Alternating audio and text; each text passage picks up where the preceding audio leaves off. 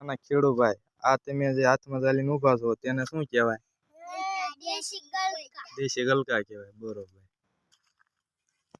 હાલો હવે તમને દૂધી દેખાય. દૂધી જોવા જવું છે, હાલો બતાવો. દૂધી મને યાદ નહીં.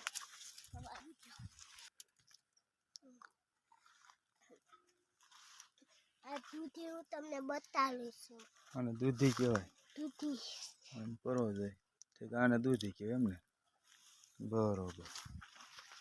તો હવે શું બતાવવાના છો? હાલો હું તમને મારા સૂર્યમુખી દેખાડું. હાલો ક્યાં છે?